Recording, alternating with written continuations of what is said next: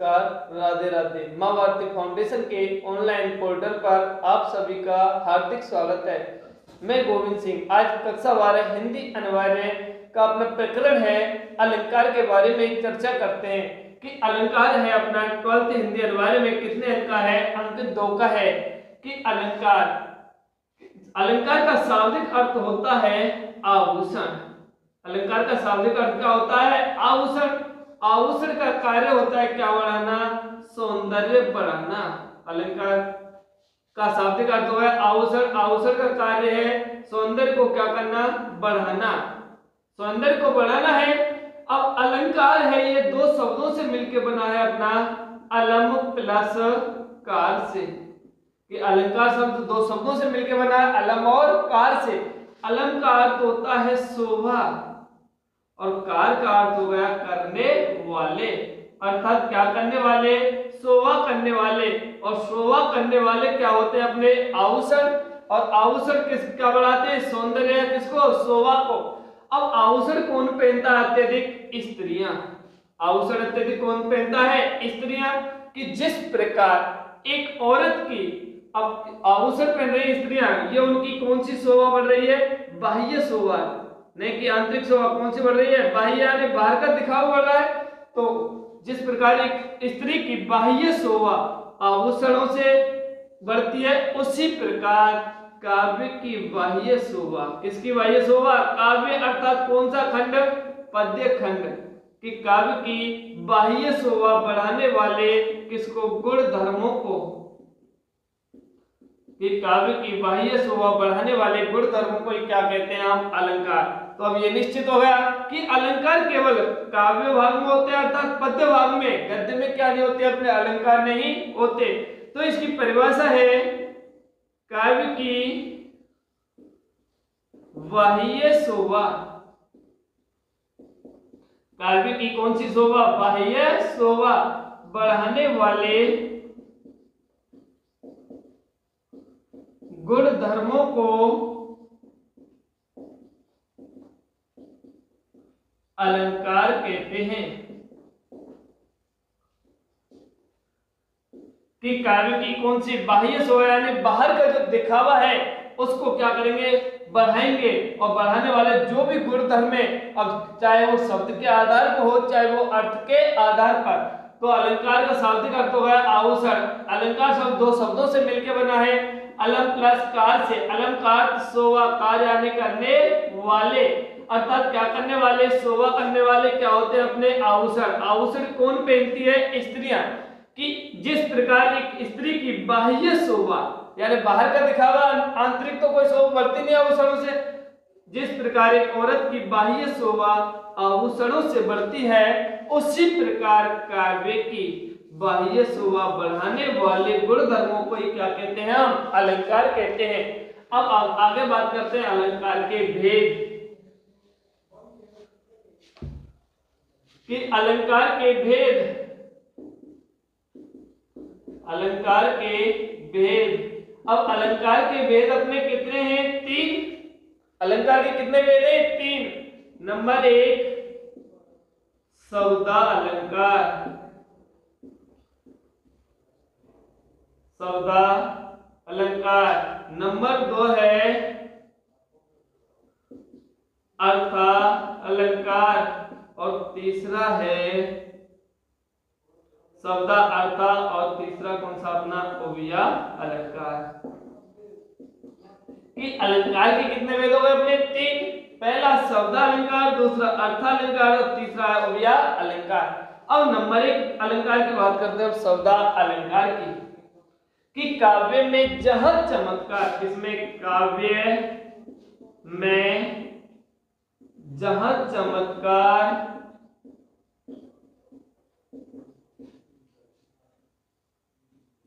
शब्द पर आधारित हो, उसके पर्यायवाची शब्द पर नहीं, वह शब्दालंकार कहलाता है। कि शब्दालंकार की परिभाषा है कि काव्य में जहां चमत्कार केवल किस पर आधारित हो, शब्द पर, यदि उस शब्द के स्थान पर उसका पर्यायवाची शब्द रख दिया जाए तो वह उस पंक्ति से अलंकार क्या हो जाएगा, समाप्त हो जाएगा। जैसे पानी गए ने उबरे मोती मानुष चून। अब हमको पता है कौन से शब्द में, पानी शब्द में है अलंकार, शब्द अलंकार कौन से शब्द में, पानी में। यदि हम पानी शब्द के स्थान पर जल रख देंगे या नीर रख देंगे तो यहाँ इस पंक्ति में जो अलंकार है, जो सौंदर्य है, वो क्या हो जाएगा, नष्ट हो जाएगा। अब अपने पाठ्यक्रम में शब्द अलंकार के भेद हैं कितने, 3। अपने पाठ्यक्रम में शब्द अलंकार के भेद कितने, 3। नंबर 1 अनुप्रास, दूसरा यमक और तीसरा है श्लेष। कि हमारे पाठ्यक्रम में शब्दालंकार के कितने भेद हैं, 3, अनुप्रास, यमक और श्लेष। अब नंबर 2 अलंकार आ रहा है अपना अर्थ अलंकार। कि नंबर 2 कौन सा है, अर्थ अलंकार। कि अर्थ अलंकार की परिभाषा है कि काव्य में जहां चमत्कार, काव्य में जहां चमत्कार शब्द के अर्थ पर आधारित हो वह अर्थालंकार कहलाता है। कि अर्थालंकार की परिभाषा है कि काव्य में जहां चमत्कार किस पर आधारित तो शब्द के किस पर, अर्थ पर। यदि शब्द पर हुआ तो कौन सा अलंकार हो जाएगा, अपना शब्दालंकार। और शब्द के यदि अर्थ पर जा रहे तो वो कौन सा अलंकार हो गया, अपना अर्थालंकार। कि काव्य में जहां चमत्कार शब्द के अर्थ पर आधारित हो वह कौन सा अलंकार है, अपना अर्थालंकार। जैसे तुलसी मन मंदिर विहरे,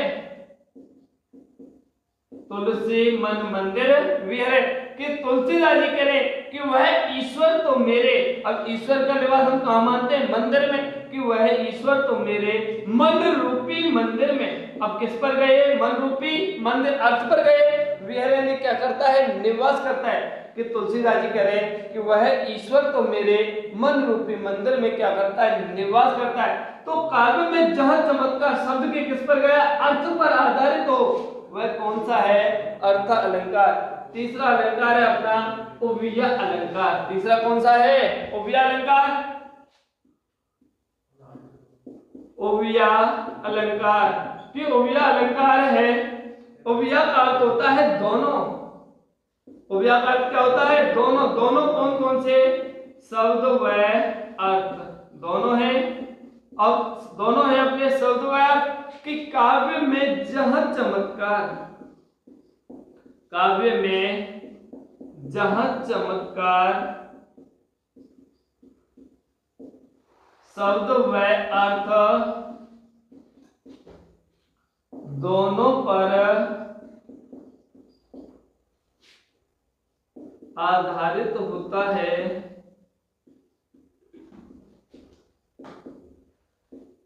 वह ओविय अलंकार कहलाता है। कि ओविय अलंकार, ओविय का अर्थ होता है दोनों। दोनों कौन कौन से शब्द है, कि काव्य में, अब अलंकार तो निश्चित हो गया आपने कौन से खंड में होते हैं, काव्य में अर्थात पद्य में। तो काव्य में जहां चमत्कार शब्द व अर्थ दोनों पर आधारित होगा वह कौन सा अलंकार होगा, अपना ओविय अलंकार। अब ओविय अलंकार का अपने पाठ्यक्रम में एक भी वेद नहीं है, तो इसको इतना ही पढ़ना है कि ओविय अलंकार किसे कहते हैं। तो ओविय की परिभाषा हो गई, काव्य में जहां चमत्कार शब्द व अर्थ दोनों पर आधारित होता है वह कौन सा अलंकार हो गया, ओविय अलंकार। अर्थ अलंकार के वेद अपने पाठ्यक्रम में अर्थालंकार के भेद। अब अर्थालंकार के कौन कौन से भेद हैं? नंबर 1 आता है अपना उपमा, दूसरा आता है रूपक, तीसरा आता है उत्प्रेक्षा, अगला आता है विरोधाभास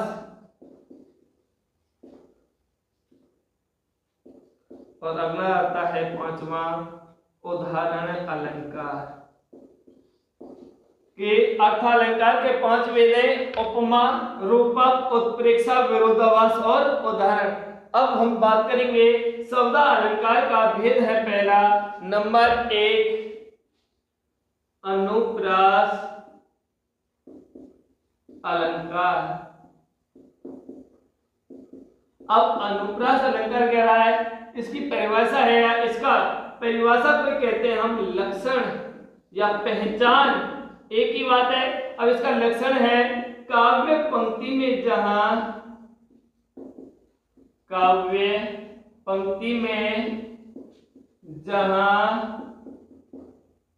एक ही वर्ण की आवृत्ति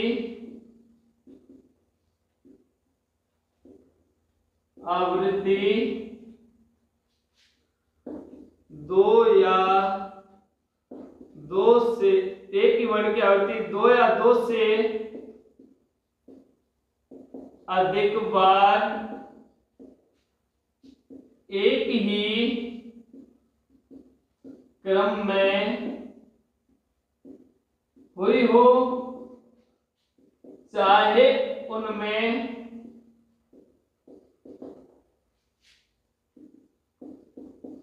स्वरों की असमानता हो, उसे अनुप्रास अलंकार कहते हैं। कि इसका लक्षण है अनुप्रास का कि काव्य पंक्ति में ना पहली शर्त किसकी आवृत्ति होनी चाहिए? अपने वर्ण की, क्योंकि वर्ण की जहां आवृत्ति होगी अपना वहां कौन सा अलंकार होगा? अनुप्रास अलंकार। अब वर्ण की आवृत्ति एक ही क्रम में होनी चाहिए, चाहे उसमें स्वरों की असमानता हो। और स्वर कहते हैं किसको? मात्राओं को। स्वर किसको कहा जाता है? मात्राओं को। कि वर्ण की आवृत्ति होनी चाहिए, चाहे मात्राओं में क्या हो, अंतर हो सकता है, एक ही क्रम होना चाहिए। जैसे कानन, कुंडल, कुंचित, केसा। अब कानन, कुंडल, कुंचित, केसा कि वर्ण की आवृत्ति। अब यहाँ वर्ण आ रहा है क, इसका पहला भी क है, इसका पहला भी क है, इसका पहला भी क है और इसका पहला भी क्या है? क है। अब एक ही क्रम है, इसका पहला क, कुंडल का पहला भी क, कुंचित का पहला भी क, केसा का पहला भी क्या है? क। चाहे उनमें स्वरों की क्या हो? असमानता, यानी मात्राओं में अंतर हो, कोई दिक्कत नहीं। तो यहाँ लिखेंगे हम कि यहाँ पर क वर्ण की आवृत्ति होने के कारण कौन सा अलंकार है? अनुप्रास अलंकार। अब अपने पेपर में आएगा किस तरह प्रश्न कि कानन, कुंडल, कुंचित, केसा पंक्ति में निहित अलंकार का नाम लिखते हुए परिभाषा लिखे। यदि हम इसका कारण बताएंगे तो ही हमको 2 में से कितने अंक मिलेंगे? 2। यदि हम लिख दें सीधा कि कानन, कुंडल, कुंचित, केसा, इसमें अनुप्रास अलंकार है, अनुप्रास अलंकार उसकी परिभाषा लिखी तो 2 नंबर नहीं देगा, क्योंकि एक पंक्ति में एक से अधिक क्या हो सकते हैं? अलंकार। तो अब जो भी अलंकार हमको बतलाना है वहां कारण बतलाना अपना कि किस कारण हमने कौन सा अलंकार। तो यहाँ है कानन, कुंडल, कुंचित, केसा, तो यहाँ क वर्ण की आवृत्ति होने के कारण कौन सा अलंकार है? अनुप्रास। फिर उसके बाद उसका परिभाषा है लक्षण या विशेषता कि काव्य पंक्ति में जहां एक ही वर्ण की आवृत्ति 2 या 2 से अधिक बार हुई हो, अधिक बार एक ही क्रम में हुई हो, चाहे उनमें स्वरों की क्या हो? असमानता, उसे क्या कहते हैं? अनुप्रास अलंकार। एक प्रकार। दूसरा है इसका क्यों कवि कहकर संसार मुझे अपनाए। संसार मुझे अपनाए। तो यहाँ क्यों कवि, इसका पहला क्या है के, इसका पहला भी के और इसका पहला भी क्या है के, तो यहाँ भी के वर्ण की आवृत्ति होने के कारण कौन सा अलंकार है अपना अनुप्रास अलंकार। अगला उदाहरण है, अगला प्रकार आएगा इसी में, कहत नटत रिजत खिजत मिलत लज्जियात।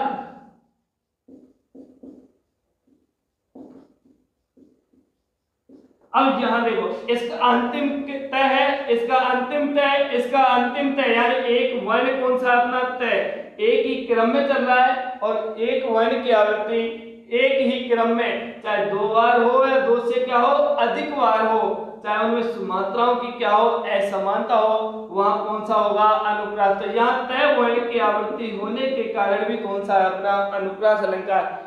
अब एक और है अपना तीसरा प्रकार अनुप्रास का है कि कहत नटत रिजत खिजत मिलत लज्जियात। भरे भुवन में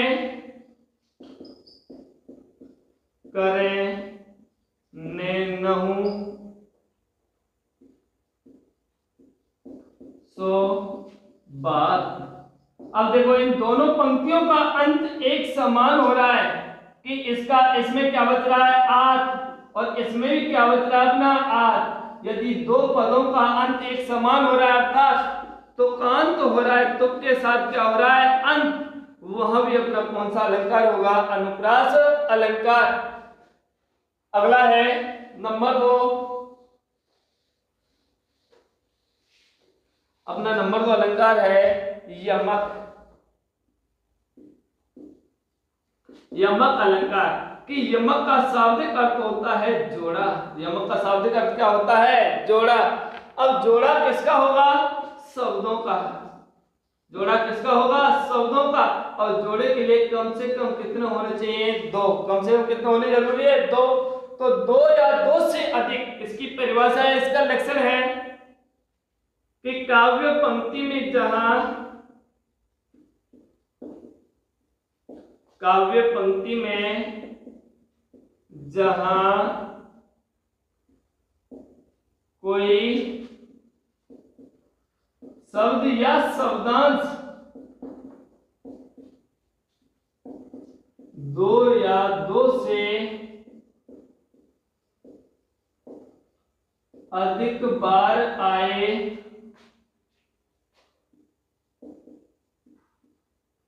और उनका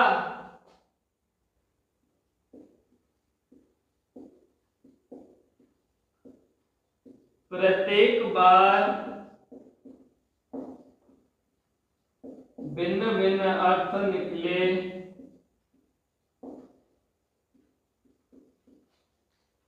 उसे यमक अलंकार कहते हैं। उसे यमक अलंकार कहते हैं कि यमक अलंकार की परिभाषा है कि यमक का शाब्दिक अर्थ होगा जोड़ा। जोड़ा भी किसका होना चाहिए शब्दों का, और शब्द जोड़े के लिए कम से कम कितना होना चाहिए 2। तो इसकी परिभाषा, इसका लक्षण एक ही बात है, काव्य में कहते हैं उसको लक्षण, हिंदी में कहते हैं परिभाषा, कि काव्य पंक्ति में जहां कोई शब्द या शब्दांश 2 या 2 से अधिक बार आए और उनका प्रत्येक बार कैसा अर्थ निकले भिन्न भिन्न, कैसा अर्थ निकले भिन्न भिन्न, अर्थात अलग अलग अर्थ निकले, उसे कौन सा अलंकार कहते हैं यमक अलंकार। जैसे जैसे काली घटा का घमंड घटा,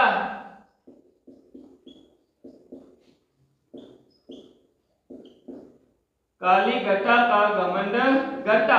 अब यहां देखो घटा शब्द की आवृत्ति, अब पंक्ति में कारण सहित अलंकार बतलाना क्यों जरूरी है, क्योंकि एक पंक्ति में एक से अधिक हो सकते हैं अलंकार। अब इस पंक्ति में 2 अलंकार हैं, या एक तो अपना घमंड और घटा इसके अनुसार, तो यहाँ गह वर्ण की आवृत्ति होने के कारण अलंकार लेंगे तो हो जाएगा अपना अनुप्रास। और यदि हम लेंगे घटा शब्द की क्या हो रही है आवृत्ति, और शब्द की आवृत्ति अपने पाठ्यक्रम में एक ही अलंकार में होती है, वो कौन सा अलंकार है यमक। तो यहाँ लिखेंगे, यहाँ घटा शब्द की आवृत्ति हुई है, पहले घटा का अर्थ बादल, दूसरे घटा का अर्थ हो गया कम, इसके कारण कौन सा अलंकार है यमक। तो अलंकार में कारण बतलाना क्यों जरूरी है, क्योंकि एक पंक्ति में एक से अधिक क्या हो सकते हैं अलंकार हो सकते हैं। अब कैसे कि यहाँ घमंड घटा दो शब्द आ रहे हैं, अब घमंड का पहला गह और घटा का पहला गह दोनों शब्द अलग अलग हैं, तो यहाँ गह वर्ण की आवृत्ति होने के कारण तो हो गया अपना अनुप्रास। और यदि हम लेंगे घटा तो यहाँ लिखना पड़ेगा कि यहाँ पर घटा शब्द की आवृत्ति हुई है, पहले घटा का अर्थ बादल, दूसरे घटा का अर्थ कम, इसके कारण कौन सा अलंकार है यमक अलंकार। अगला उदाहरण है सजना है मुझे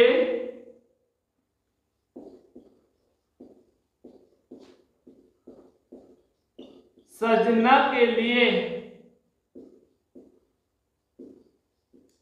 सजना है मुझे सजना के लिए। तो यहाँ सजना शब्द की क्या हो गई आवृत्ति कि सजना है अर्थात पहले का अर्थ है तैयार होना, सजना यानी किसके लिए प्रियतम या पति के लिए।